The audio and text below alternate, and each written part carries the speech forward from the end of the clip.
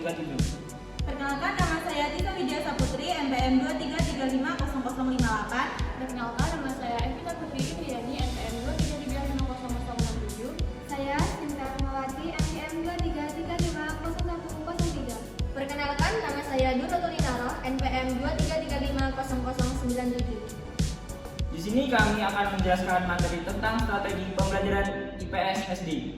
Are you ready, kids? Aye, aye, Captain! I can't hear you! Aye, aye, Captain! Oh!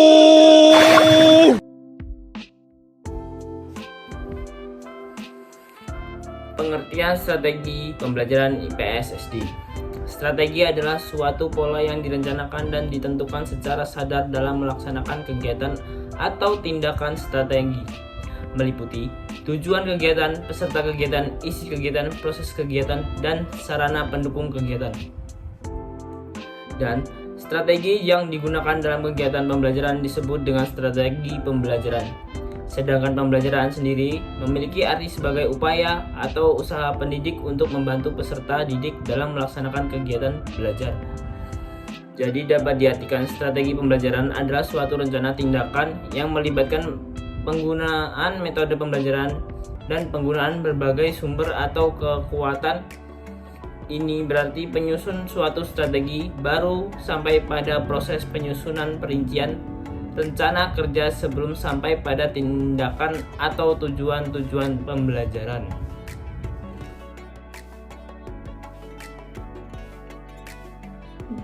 Dilansir dari Direktorat Tenaga Pendidik dan Dirjen PMPTK Kementerian Pendidikan dan Kebudayaan, mengakui bahwa tujuan tersebut tercapai jika program IPS di sekolah diselenggarakan dengan baik. Perincian rumusan tujuan tersebut diantaranya 1. Sadar dan peduli terhadap masyarakat atau lingkungan hidup. 2. Mengetahui dan memahami konsep dasar serta mampu menggunakan metode yang diadaptasikan dari ilmu-ilmu sosial yang nantinya dapat digunakan untuk menyelesaikan permasalahan sosial. 3. Mampu menggunakan model-model dan proses berpikir serta mengambil keputusan untuk memecahkan sebuah isu. 4. Mampu melakukan analisa kritis dan kemudian mengambil tindakan yang tepat. 5. Mampu mengembangkan berbagai potensi. 6. Fasilitator dalam lingkungan yang terbuka dan tidak menghakimi. 7. Menekankan perasaan emosi serta sejauh mana mereka dapat menerima atau menolak materi IPS yang diberikan. Adapun tujuan lain dari strategi ini adalah untuk tercapainya tujuan yang telah ditentukan, meningkatkan kemampuan kognitif siswa, membangun kegiatan belajar mengajar yang efektif, mengoptimalkan pembelajaran pada aspek afektif.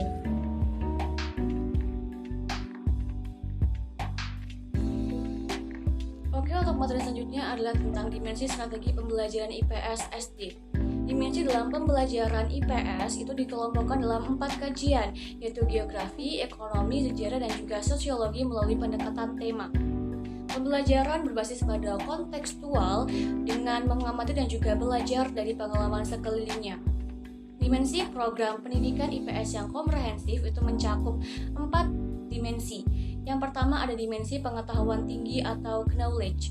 Secara konseptual, pengetahuan harus mencakup fakta, konsep, dan juga generalisasi yang dapat dipahami oleh siswa.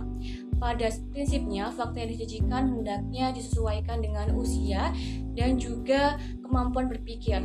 Untuk siswa kelas tinggi sekolah dasar, perkembangan kognitif utama yang dialami adalah formal operasional, yang mampu berpikir secara abstrak dengan menggunakan simbol-simbol tertentu yang berbeda dengan usia siswa kelas rendah sekolah dasar yang masih perlu dikaitkan dengan hal konkret untuk menjelaskan permasalahan.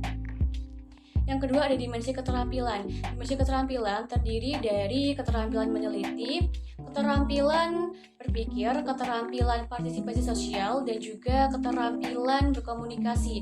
Berdasarkan rasa ingin tahu yang besar, emosi yang meluap-luap, dan keinginan berpikir secara kritis, maka pembelajaran IPS dapat diarahkan pada keterampilan untuk meneliti dan juga berpikir kritis melalui model pembelajaran problem based learning atau PBL atau pembelajaran berbasis masalah.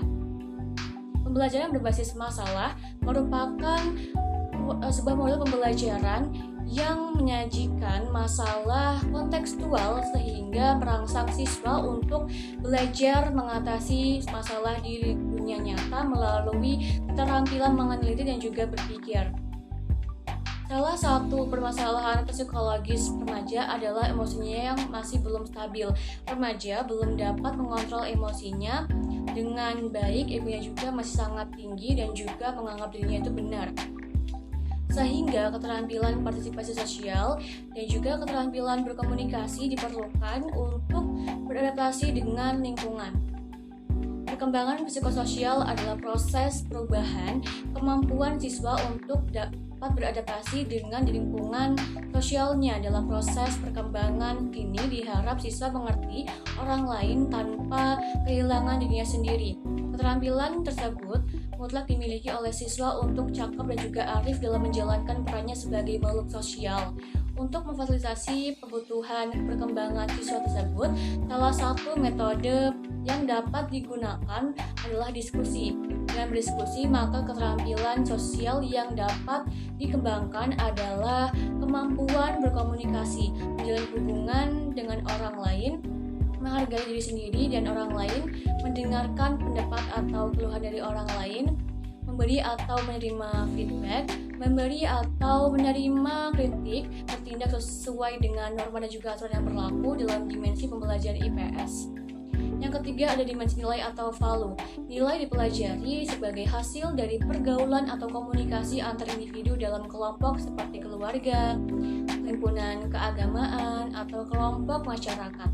Nilai tersendiri dari nilai-nilai substansif, yaitu keyakinan yang bersifat pribadi dan biasanya merupakan hasil belajar.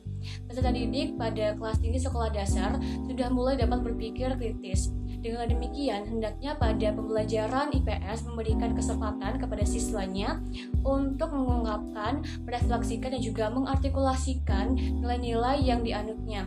Siswa juga dibiasakan untuk terbuka terhadap kritik yang datang kepadanya dan juga dapat bertahan dengan apa yang dia yakini dengan menggunakan dasar pemikiran yang logis. Yang keempat ada dimensi tindakan. Aktivitas atau tindakan sosial merupakan dimensi yang penting karena dapat menjadikan siswa itu menjadi pribadi yang aktif.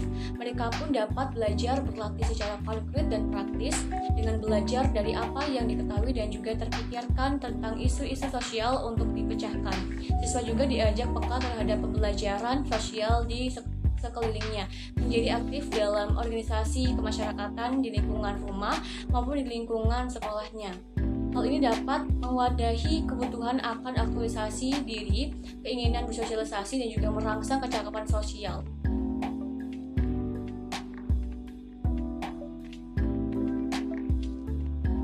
Macam-macam strategi pembelajaran IPS. 1.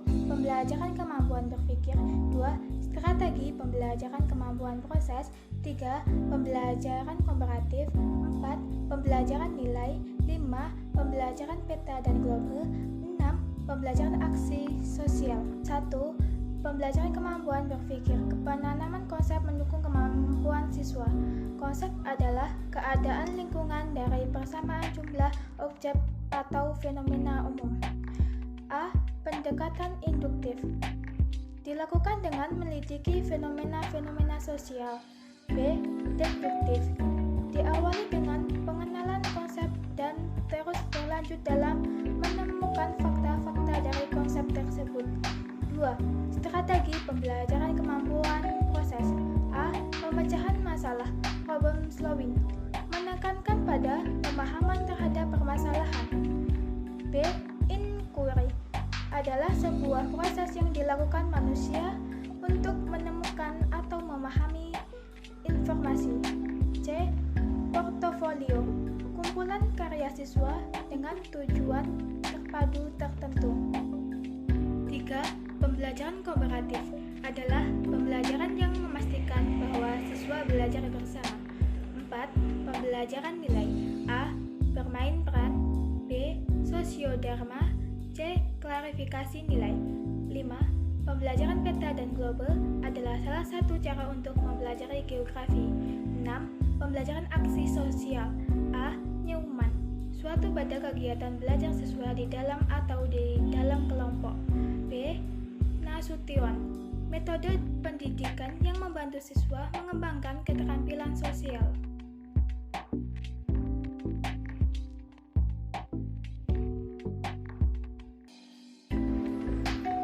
Oke, materi yang terakhir adalah prinsip-prinsip strategi pembelajaran IPS SD.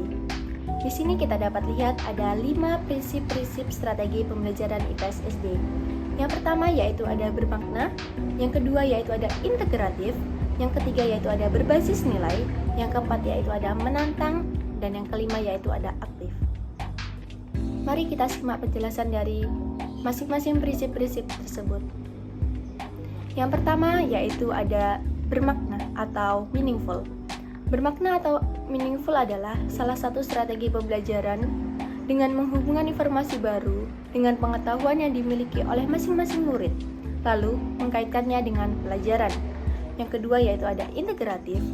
Integratif adalah strategi pembelajaran yang bersifat induktif, berarti menyatukan aspek ke dalam satu proses pembelajaran.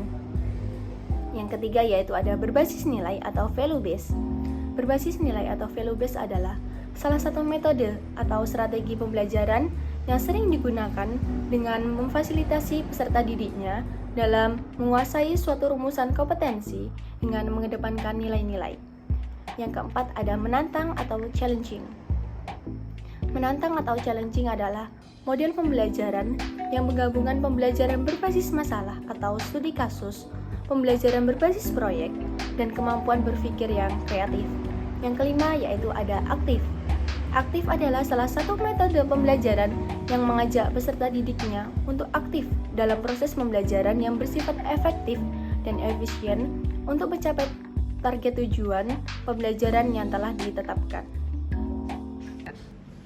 Sekian penjelasan materi dari kelompok kami. Kurang lebihnya kami mohon maaf dan semoga bermanfaat bagi kita semua. Kami akhiri, wabillahi taufiq wal hidayah. Wassalamualaikum warahmatullahi wabarakatuh.